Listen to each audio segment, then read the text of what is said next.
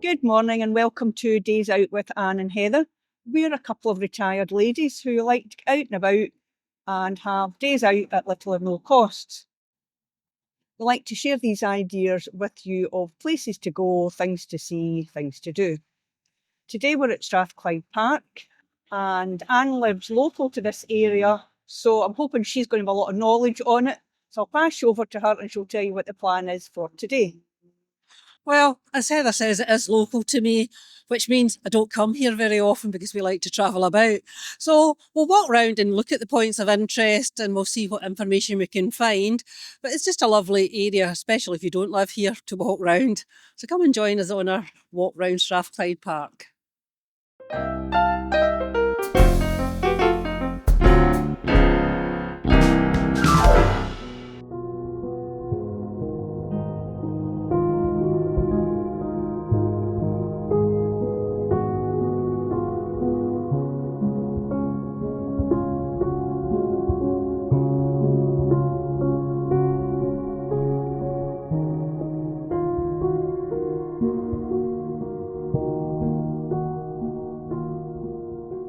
Well, we're in a wee play park. This is near the entrance from the Motherwell side of the park. It's got a lot of nice wee things to keep the kids entertained here. There's an old bandstand type building that people have barbecues under in the summer. It's always really busy, obviously not maybe this time of year, but lots to keep the kids entertained. There's also a close car park to this as you turn down towards the water sports centre, which is ideal for parking here. So if you've got kids, this is certainly a nice wee area to come down and play in.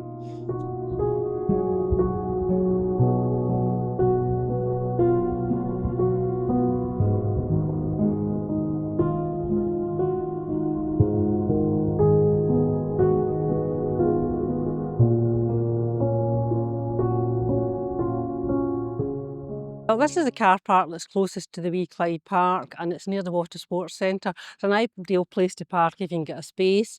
You can do walks from here up to Barnes Hall, DL Estate and Motherwell, and it's ideal for walking round the park. It's definitely worth coming down here. In the evening there's lights along the path, so you can even come down in the evening and it's quite safe to walk round here. But we'll go on walking around the park. We're only going to do half of it today. We're going to concentrate on the side opposite the Water Sports Centre. So let's go.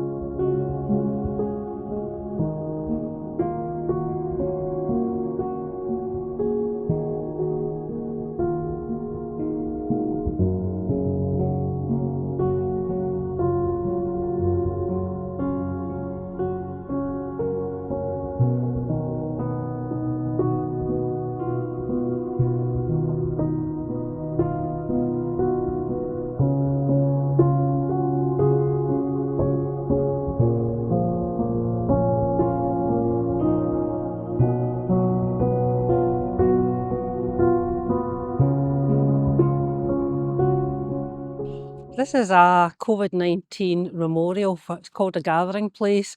I haven't been down here to see this, so it's relatively new. I think they're going to be all over Britain. So it's a nice idea. You could sit down here, great view, sit and just contemplate.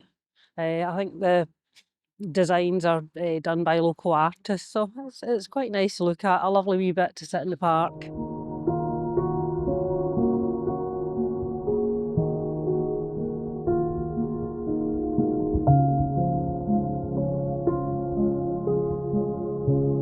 This Roman bathhouse was excavated in 1975 and 1976 and was found to be well below groundwater level, which meant it could not be open to the public. In 1980, Motherwell District Council undertook the work to enable the site to be put on display permanently. This involved re-excavating the monument, recording in detail, dismantling it and rebuilding it in the same position but above the water table. Modern building materials were used to provide a solid foundation and to guarantee the protection of the site.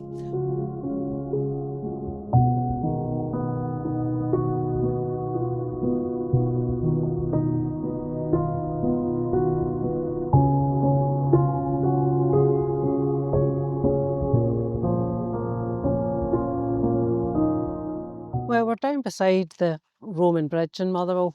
It's not a Roman bridge, but it's locally known as that. It's more likely to be medieval. When I used to come down when I was younger, the path allowed you to walk over the bridge. They discourage that now, I think, for health and safety, because there's no guardrails on it and people might fall off. I remember people jumping off deliberately into the water, so I don't think the water's quite as high at the moment, so that would be quite dangerous. But anyway, it's known as the Roman Bridge.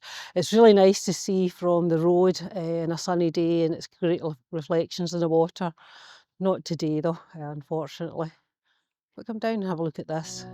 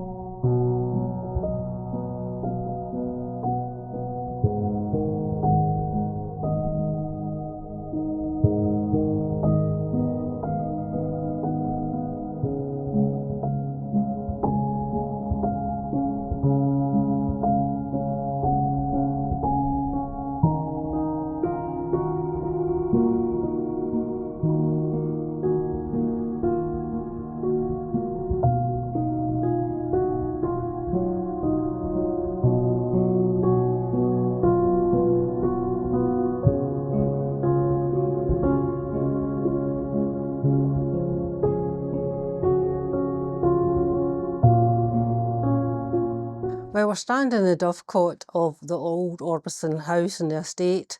Loads of history about this. It was obviously used for keeping pigeons and doves for meat and eggs at the time. So not much left of it, but it's hidden away, very easy to walk past. But if you can find it, come up and have a wee look. It's quite interesting.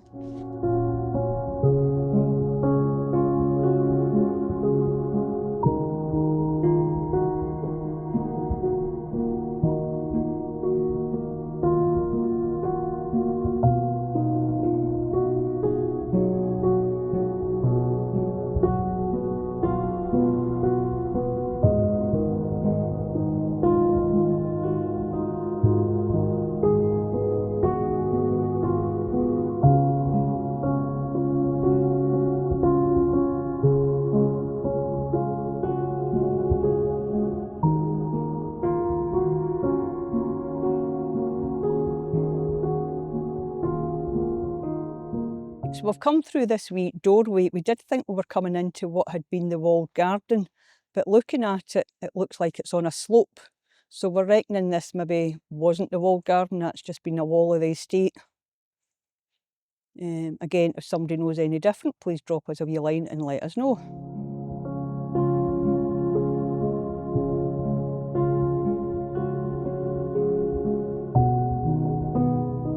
Well, this is the entrance to the ice house of the old Orbison estate. It's obviously bricked up now for safety reasons and not much left. Big concrete blocks that basically stop you getting in. But it's a nice walk down here. This is really the end of the path at this side, because you can't get down to the Roman Bridge from here. So we're going to head back up and finish it at the top of the park.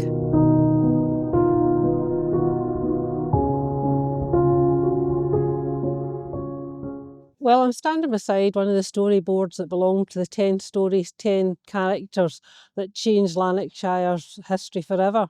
You can look it up on the internet and it'll give you a lot of details about it, but this one's about the vet in Orbison. I'd certainly look it up. It can take you to some interesting places all around Lanarkshire.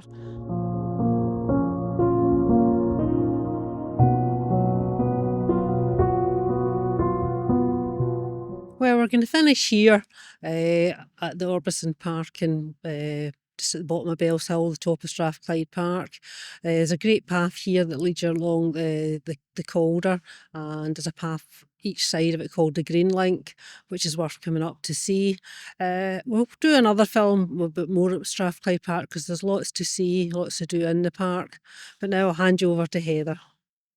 We hope you've enjoyed this. If you have, please like and subscribe to our YouTube and Instagram channels, Days Out with Heather and Anne. Until the next time, it's goodbye from me. And cheerio from me.